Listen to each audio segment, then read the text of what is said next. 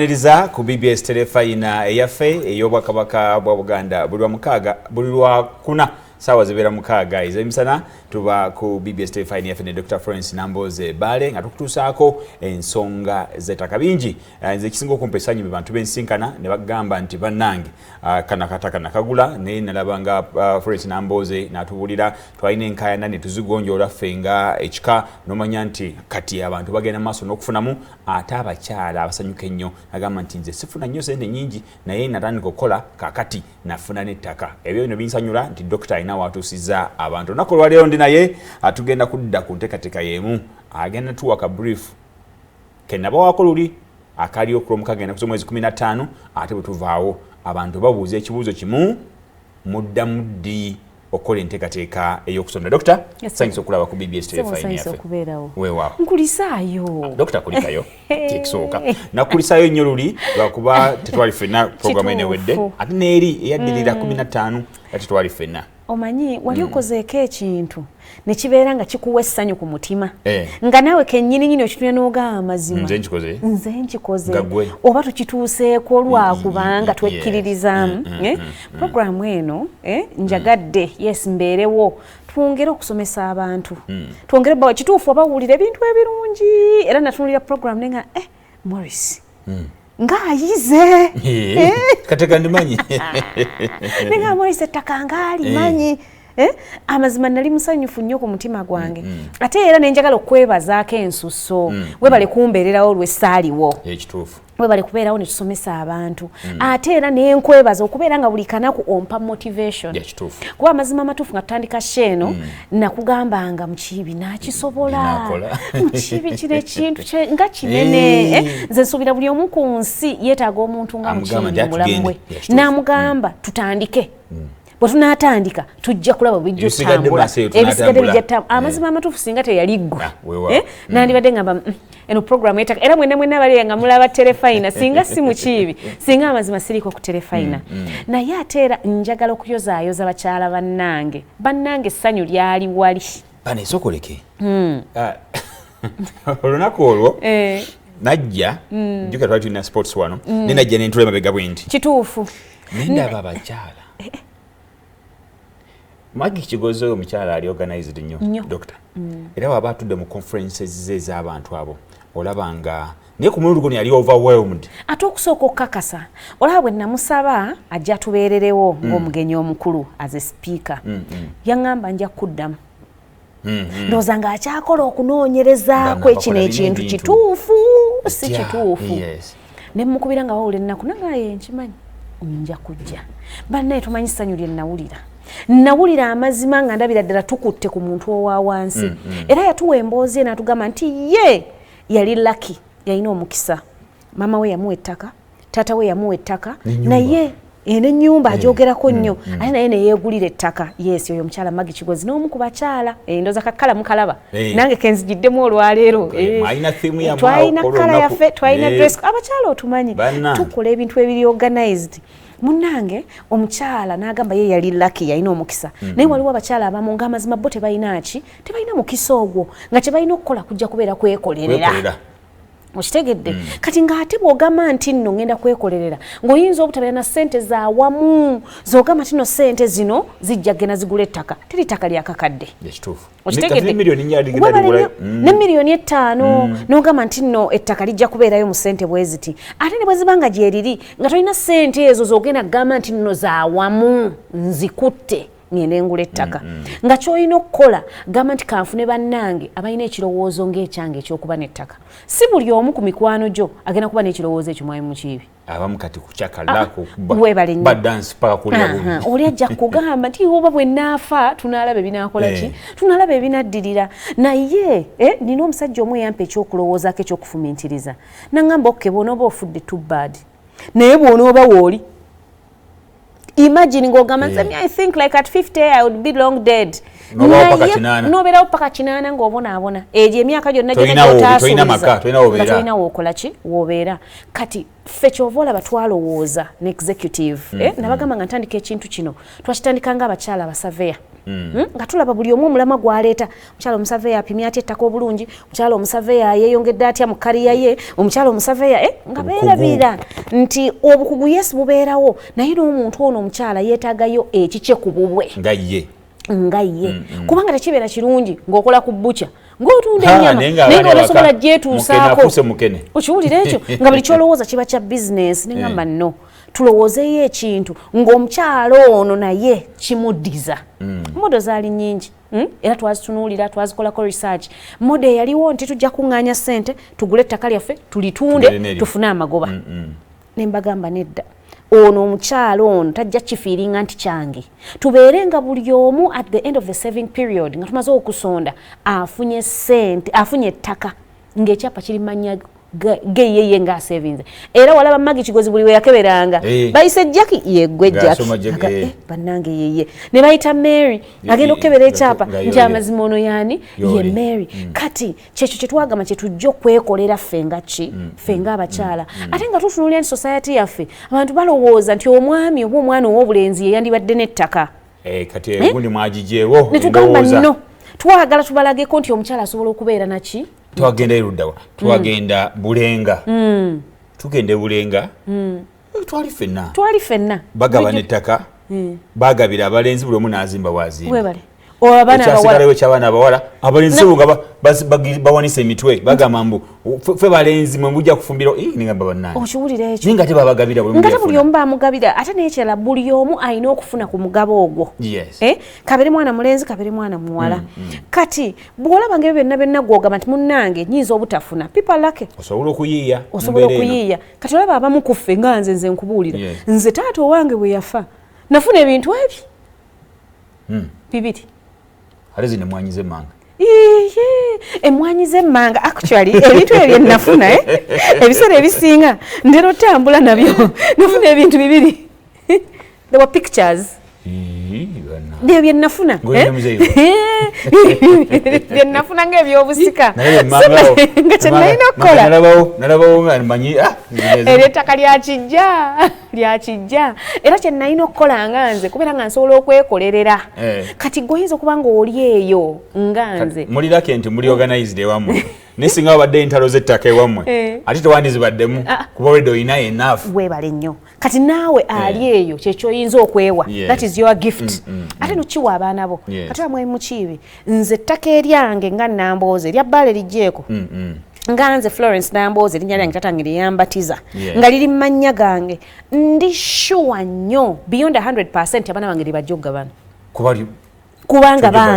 bange kati njagala nkuwe ekyokulabirako nti katugeze mwami Bbaale bw'abeera nga alinayo abaana abalala okitegedde bajja kugabana ku bintu bye bonna bonna yeta abange ndi sure nti balina kugabana ku ki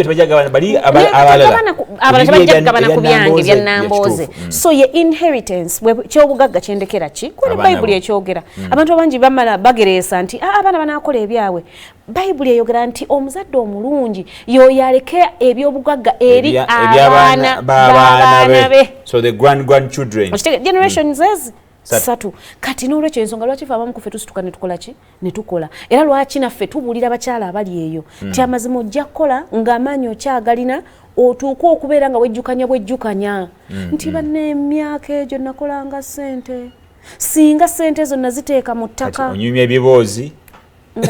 nga lyayita endala webale nga byayita n'obeera eyo n'okola omuzungu kyayita procrastination nakikola omwaka ogujja nakikola omwaka oguddako phase 1 neggwa phase 2 phase 3 phase 4 tuli mu phase 5 sibo eyokuna yaweddewo eyokuna tuli mu kusonda already tusonze okutandika January tuli mu gwa mukaaga kitegeeza bakasonda emyezi mukaaga tuli halfway era oli bw'abeereyo ng'ayagala joining eno kitegeeza alina okusasula balance oli yenna ekiyinza okubeera ekizibu era abo kye tubakolera tubaga phase 5 nzigule ate abantu batandika dda tulina 40 people mweyo yes mu phase 5 already mwebali katono nyina kinjalo gamba abantu wano ekintwala okutegeeza nti eno initiative yo eri unique nnyo ebyapa ebiri mu Uganda tebirina weranduza kati miliyoni ettaka liri mu Uganda nga bw'olimanyi the total of titled land is 1%. ekitundu kimu ku 10 eky'abakyala who own land. Okitegeera? Yes. So kitegeeza percentage y'abantu aba owning ettaka eri ebyapa batono nnyo. Kati bw'obanga osobola ku phase emu n'owa abakyala ebawera ebibiri ebyapa kankusese contributions ekinene olabona nti nabo baali bibiri in the next phase tugenda wera 5 eyokuna next year obudde bwe buti tugenda kuba tugaba nsabira abakyala mbasabira banoonye sente ziwere tunoonye ettaka tulipime tufune ebyapa biyinza okuwera ebyapa 15 kuba abantu bewandiisa ate abantu bakiraba nti amazima kituufu. Actually ne Dr. Maggie Kigozi yambuuza abantu bano bonna beesiga batya investment club eno yakimbuuza naŋŋamba nziwulira nga nnyingi lwaki bagamba nti katugende neeno kubanga namubuulira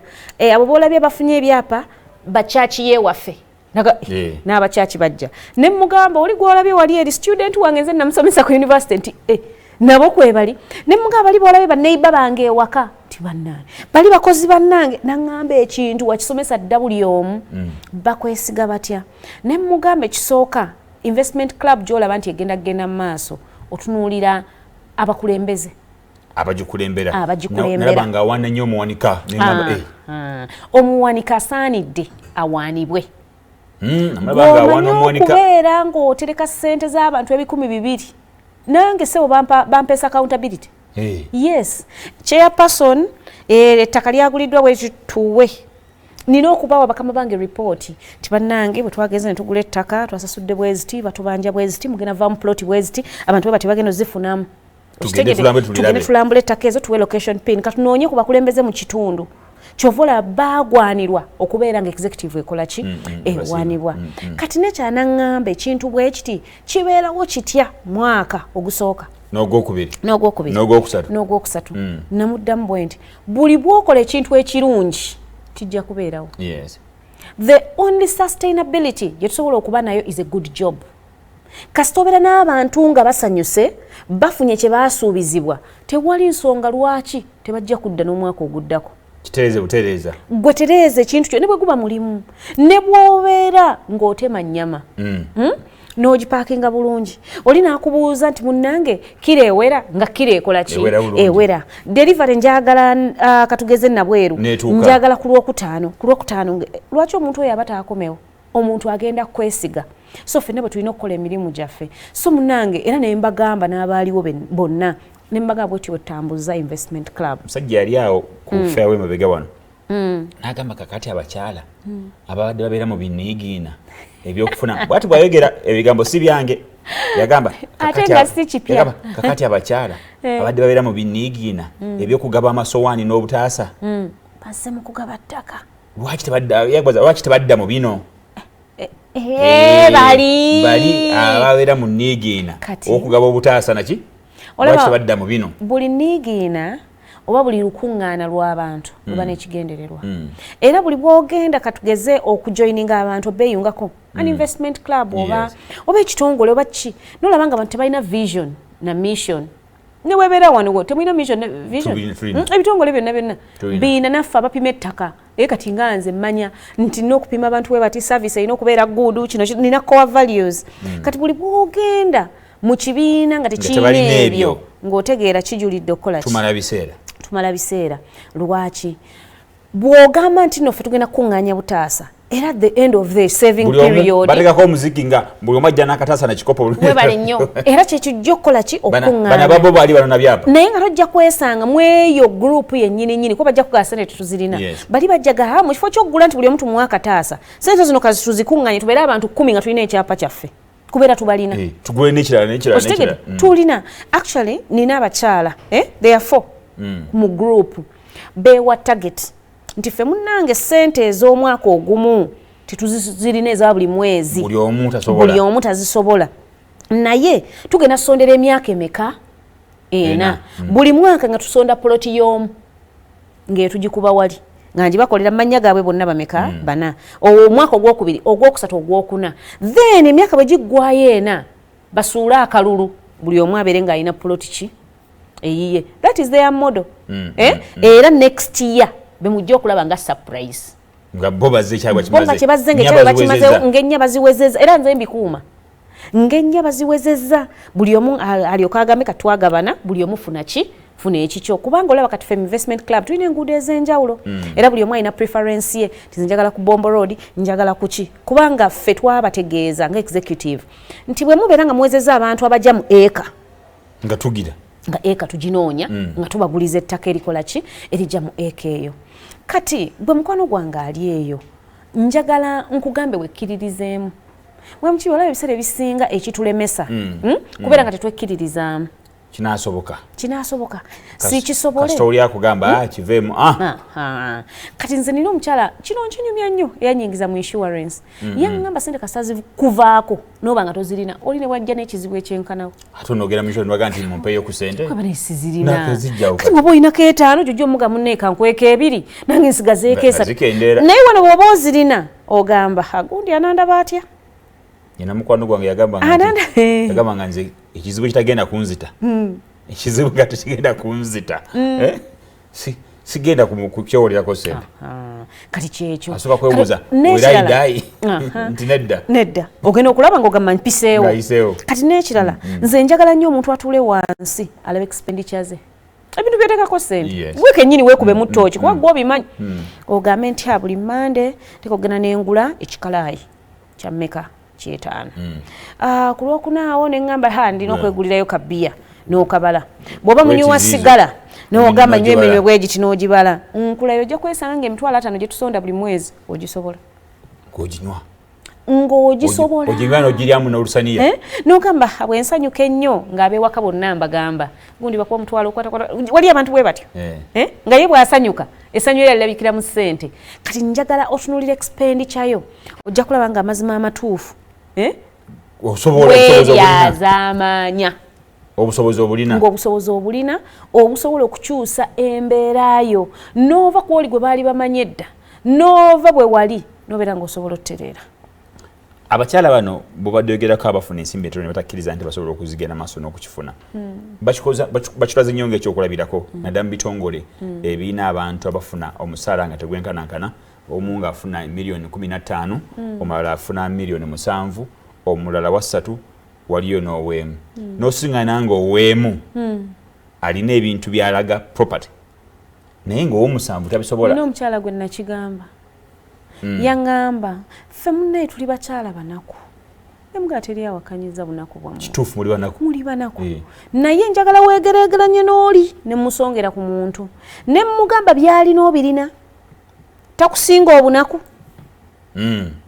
yaddayo ne yeekolamu omulimu namusanga Bombo nali mpima ttaka nali ngenze kwerula mpenda ngamba alwakubanga ffe tuli banaku ne mugamba no ebiseera ebimu obunaku bubeera mu mutwe it's a mentality gy'olina naye nga bw'otunuulira expenditure zo nga bwe nkugambye ogenda okulaba ng'amazima olina byosobola okwetuusaako dokita omuntu kati alaba telefayini enamba azirina kwego phase ey'okutaano etandika ddi bakusanga wa sente erimu sente meka abantu batandika okwewandiisa office eri ku Access Building 101 Olubaga Road oluva ku Oryx oluva ku ku monument ey'engalabi zino zolaba zino zennyini nga bw'oziraba kirira okitegedde ojja kuba petrol station eya Shell giyiteko petrol station eddako ya Oryx ekizimbe ekiddako ya Access Building office number eri 508 nsuubira tojja kubula ojja kujja kuba phase yatandika okwewandiisa wadde okusonda tugenda tutandika mwaka gujja naye okwewandiisa jjukira ffe tuli organized era tuyinza netuuka ekiseera tugaa tetwongerako bapya kuba tubudgetingira ettaka